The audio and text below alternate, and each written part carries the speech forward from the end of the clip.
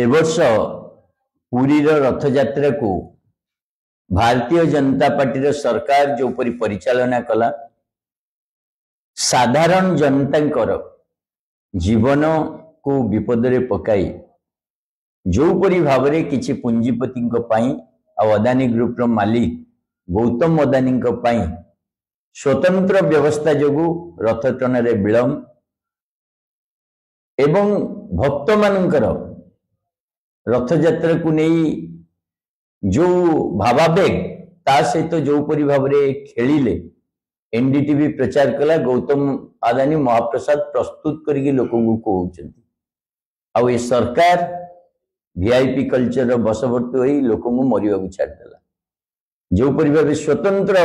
पूरा पुलिस व्यवस्था वीआईपी चर्चा रे लगिगले एवं जेतबेले आमर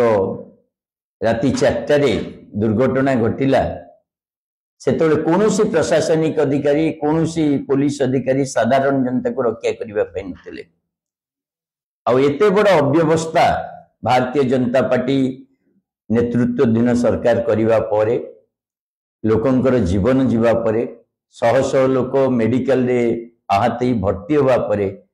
आज जेतबेले बीजेपी रो प्रवक्ता माने प्रेसमिट माध्यम रे मंत्री माने कहउचंती जे अति श्रृंखलार सहित ए रथ यात्रा को आमे परिचालना करिचु आ लोक मान बहुत खुशी रे जाइचंती ए प्रकार ओडिशा विरोधी मनोभाव को आम आदमी पार्टी तीव्र निंदा करुछि। बीजेपी सरकार आसीबा परे गत वर्ष जो परी भाव में बलभद्र प्रतिमा तले पड़ीला एथरक जो परी भाव में प्रायोजित भाव में रथ टाणिबा को विलंब करागला लोक मान जीवन गला एवं मंत्री स्तरीय जो कमिटी होइतिला रथ यात्रा परिचालना परिवर्ते से माने सरकार एक वर्षर उपलब्धि चर्चा रे व्यस्त रहिले सेथरु गोटे कथा स्पष्ट ए सरकार ना हिंदू धर्म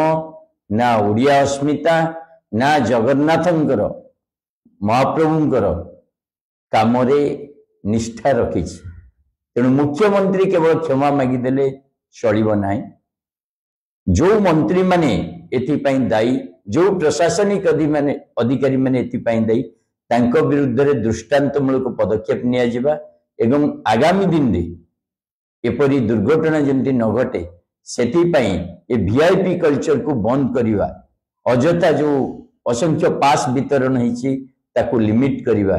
या उपरे काम करिवा पई आम आदमी पार्टी दाबी करूची सरकार निकट रे और ए दिगरे सरकार ध्यान देबे आ जनता प्रति निजर उत्तरदायित्वता रखिबे बोली हम आशा